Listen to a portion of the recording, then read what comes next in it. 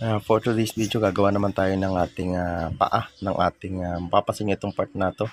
Lalagyan natin ng paa yan para magkaroon siya tayo ng upuan. Ayan. Sayang din kasi itong board na to. Maganda kasi yung board na yan, medyo matigas. Kaya ito gagawa tayo ng paa. Lalagyan natin siya para gamit nating tubular. Ayan. Ito yung mga scrap nating mga tubular. Ayan, papansin nyo iba-iba. May mga kulay na nga siya. Dahil ito yung pinag-scrap nga lang natin. Gagawin ko na lang naman itong pinaka-leg niya. 2x2 yung gagawin ko pinaka-leg niya. Tapos gagawin ako dito ng 1x1 para naman sa ating mga pahalang. Ayan. Papasin niya, binutasan ko yung 1x1 na yung 2x2 na tubular. Nilagyan ko siya ng butas para pumasok yung ating 1x1 na tubular. Ganyan naging setup natin paglalagay ng paa o ng leg ng ating gagawing upuan.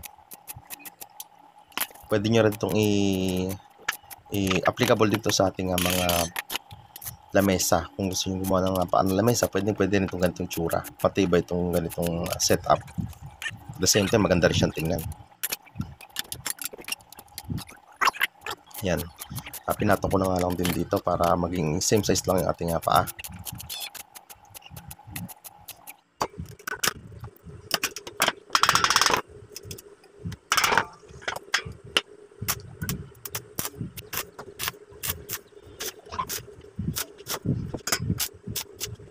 Yan, papasin nyo. Ganyan yung pinaka-setup niya.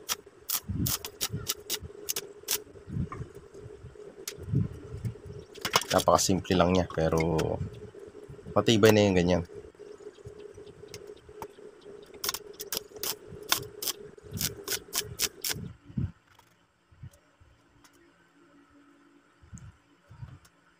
Applicable nga kako, tulad sabi ko na applicable o pwede sa ating lamesa, pwede sa upuan.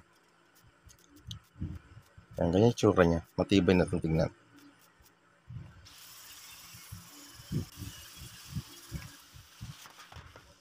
Yan, pwede nyo rin patungan lang yan ng plyboard, pinolik, o kahit na pwede yan.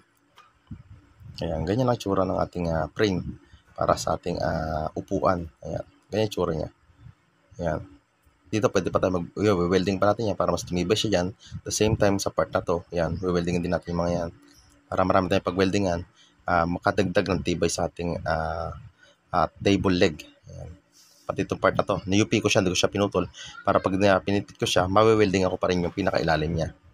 Ayan, ganyan yung tsura ng ating table leg, ng ating chair table. Ayan. Ito yung ating ilalagay dyan. Yan, lalagyan ko lang siya dyan ng black screw, metal black screw. Yan, ganun lang guys, and thanks for watching.